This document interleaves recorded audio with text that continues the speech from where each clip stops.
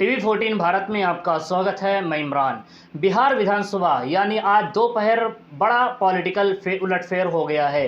असदुद्दीन ओवैसी की party AIMIM यानी मजलिस इत्तेहादुल मुस्लिमीन के 5 में से 4 विधायकों ने पाला बदलकर RJD का दामन थाम लिया है।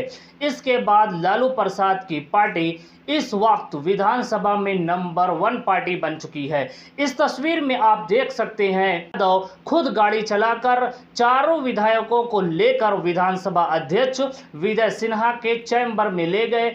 इसके बाद उन्होंने अपना समर्थन पत्र सौंप दिया।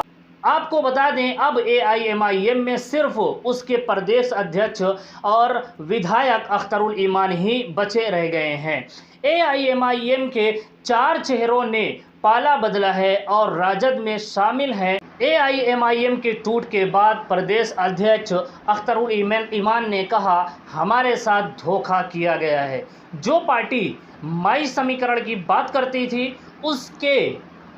उसने अक़लियत को धोखा दिया है। जो लोग हमारी पार्टी के उसमें गए हैं वो मीर जाफ़र हैं। सीमांचल की जनता अपने इंसाफ की लड़ाई के लिए उन्हें चुना था, लेकिन उन्होंने सीमांचल की जनता को धोखा दिया है। अब सीमांचल की जनता गुस्से में है, उन्हें माफ़ नहीं करेगी, उनको सबक सिखाएगी। क्योंकि और आज़ादी के बाद उस इलाके को तरक्की से महरूम रखा गया।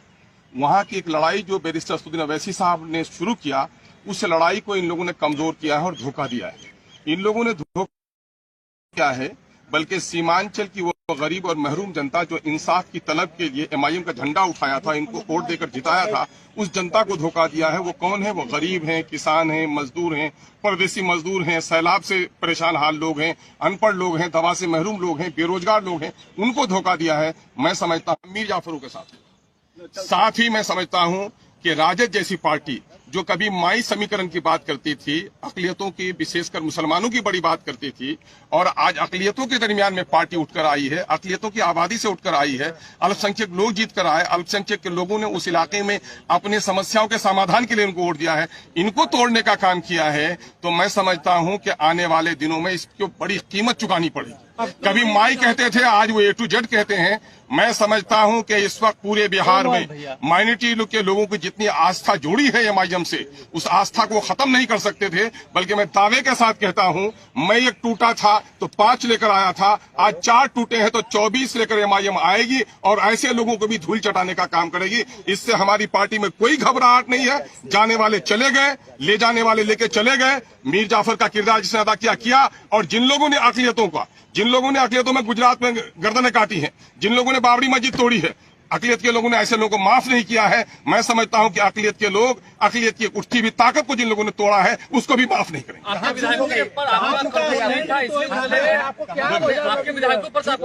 नहीं, मेरे कंट्रोल का मामला ये है, ये पुलिसिया मामला नहीं होता है, कंट्रोल है।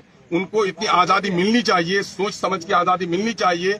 जो भी बंधन यहाँ पर होता है नैतिक बंधन होता है, और नैतिक बंधनों को तोड़ने वाले वो मैं समझता हूं कि सबसे बड़े पार्टी होते हैं। आप स्टैंड नहीं ले रहे थे, इस वजह से वो भागे। आप किस चीज का स्टैंड नहीं लिया? हमें से अक़लियतों का स्टैंड ले लिया, दलितों का स्टैंड ले लिया। और मैं समझता हूं कि पिछले इजलास जितने सेशन हुए, गवाह होगा कि अक़लियतों और पिछलों के जितने मुद्दों को और सीमांचल के जितने मुद्दों को MIM ने मजबूती से उठाया है, और तमाम तर विधायकों को जो हिस्सेदार बनाया। आपको बता दूं, RJD के ट्विटर हैंडल से ट्वीट किया गया है और आप इस ट्वीट को देख सकते हैं। इस ट्वीट में लिखा है कि यह जोड़ तोड़ की राजनीति नहीं, अपनों का मिलन है, समाजवाद का सशक्तिकरण है, मतदाताओं का अपनापन है, जन सरोकार आधारित मजबूत महागठबंधन है। इसी तरीके से एक दूसरा ट्वीट है जो अख्तरुल ईमान की तरफ से आया हुआ है। वो अपने ट्वीट में लिखते हैं, आप इस ट्वीट को देख सकते हैं। वो लिखते हैं कि 1 टूटा था तो 5 आए थे, 4 टूटे हैं तो 24 लेकर आऊँगा। यह उनका जवाब है, और यह जवाब वो उन तमाम विधायकों को और उन तमाम नेताओं को देना चाहते हैं कि जो MIM को छोड़कर RJD में शामिल हुए हैं, कि आपके जाने से हमें कोई फ़र्क नहीं पड़ता है, हमारी पार्टी को कोई फ़र्क नहीं पड़ता है। आप जाइए, आप 4 गए हैं तो हम उसके बदले में 24 लेकर आएंगे। जैसा कि आप जानते हैं कि कई दिनों से ये तमाम प्रतिक्रिया चल रही है हिंदुस्तान की पॉलिटिक्स में उलटफेर चल रहा है और यह उलटफेर लगातार जारी है। कोई किसी पार्टी को छोड़कर जा रहा है, कोई किसी को पार्टी को छोड़कर जा रहा है। आप इस पर क्या सोचते हैं? आपकी क्या सोच है? हमें कमेंट बॉक्स में ज़रूर बताएं।